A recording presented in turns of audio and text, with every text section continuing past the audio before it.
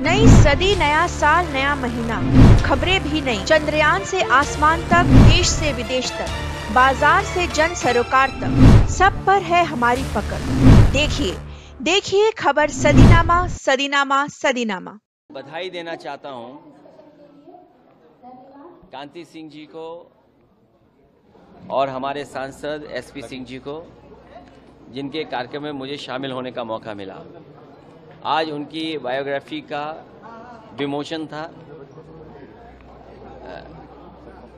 इस बायोग्राफी को जो भी पढ़ेगा उसे प्रेरणा मिलेगी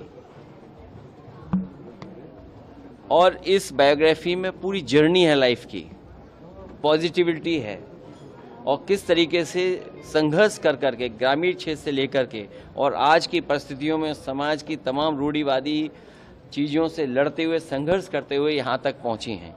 और जो किताब का शीर्षक लिखा है, छूना है आसमान, इसका मतलब यही है कि जीवन भर संघर्ष करते रहना है और संघर्ष में मंजिलें मिलती हैं, वही आसमान है।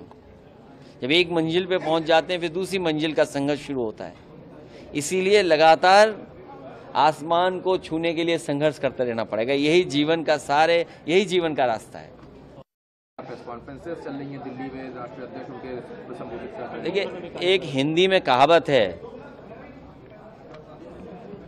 1 पे 1 11 और दूसरी कहावत है 9 2 11।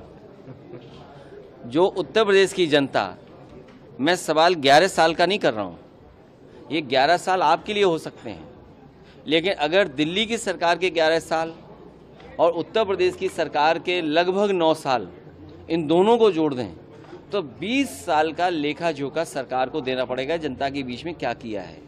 और वो तमाम आंकड़ों पे बहस करनी पड़ेगी कि हम शिक्षा के क्षेत्र में कितना आगे बढ़े हैं, हम बेरोजगारी में कितना पिछड़ गए हैं, हम रोजगार देने में कितना कामयाब हुए हैं, हम जो इन्वेस्टमेंट लाना चाहते थे हम इन्वेस्टमेंट कितना लाए हैं, भारत सरकार और उत्तर प्रदेश सरकार ने मिल कर के। और उत्तर प्रदेश के लोग तो ज़्यादा आकलन इसलिए करेंगे क्योंकि देश के प्रधानमंत्री यहाँ से हैं और जो योजनाएं चल रही हैं उससे नहीं लगता है कि दिल्ली और लखनऊ में कोई तालमेल है। ये बात मैं नहीं कहना चाहता हूँ, वो योजनाओं में दिखता है। जो गांव गोद लिए जाते हैं और अगर लिए हुए गोद जो गांव हैं उनकी तस्वीर न बदले तो कहीं ना कहीं प्रश्न लगता है। और अगर प्रश्न लगाने का काम कोई कर रहा है तो वो उत्तर प्रदेश की सरकार है। अगर प्रधानमंत्री जी ने गोद लिया गांव और उस गांव की तस्वीर नहीं बदली तो प्रश्न लगता है उत्तर प्रदेश की सरकार पर। और यहाँ पर जितने लोग बैठे हैं बीजेपी में, एक दूसरे से सर टकरा रहे हैं, एक दूसरे के खिलाफ काम कर रहे हैं, खींचातानी कर रहे हैं। कौन सा विभाग है जिसमें खींचातानी न चल रही हो? और सोचिए 11 साल की यही उपलब्धि होगी कि IAS को अंडरग्राउंड होना पड़ रहा है, कमीशन को लेकर के झगड़ा हो रहा है, बंटवारे को लेकर के झगड़ा हो रहा है, आप पानी पीने का नहीं दे पा रहे शुद्ध, गाँव में अभी भी कूड़ा गंदगी भरी पड़ी है, आप किसान को फेस नहीं करना चाहते हैं, इसलिए आप एरियल सर्वे कर रहे हैं। फसलों का कोई एरियल सर्वे करता है? कोई आप रिमोट सेंसिंग के अधिकारी हैं? आप क्या?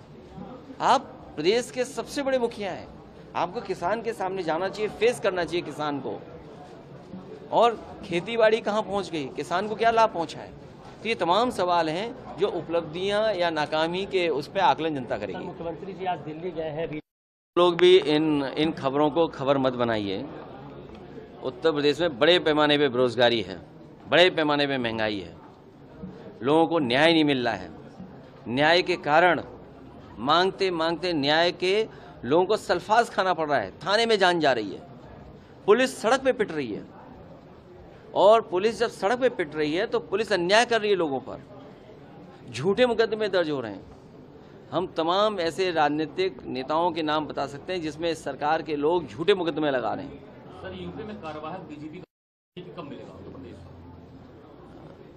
स्थायी सरकार जब होगी तब और 2027 के बाद आपको बहुत स्थायी डीजीपी मिलेंगे। सर, आपने शिक्षा की बात की, लेकिन पढ़ाई नहीं पूरी हो पा रही, उनको लिए पढ़ाई छोड़ना पार्टी के तहत एडमिशन भी नहीं। मैं दोनों लोगों को इसलिए भी बधाई दूंगा कि जहां समाज की सेवा कर रहे हैं वहीं शिक्षा के क्षेत्र में बहुत बड़ा बदलाव ये परिवार लेकर के आया है। और दोनों लोगों ने मिलकर के जो शिक्षा के क्षेत्र में क्रांति पैदा की है, इसी तरह के लोग अगर और हों समाज में तो मैं समझता हूँ हमारा उत्तर प्रदेश बहुत प्रोग्रेसिव दिखाई देगा, बहुत पॉजिटिव सोच के लोग यहाँ पर दिखाई देंगे। जहाँ तक सरकारी योजनाओं का सवाल है, ये सरकार रूढ़िवादी लोगों की है, इसीलिए शिक्षा के क्षेत्र में जितना ध्यान देना चाहिए नहीं दे रहे हैं, और इसीलिए शिक्षा महंगी कर रहे हैं जिससे गरीब आदमी शिक्षित न हो पाए।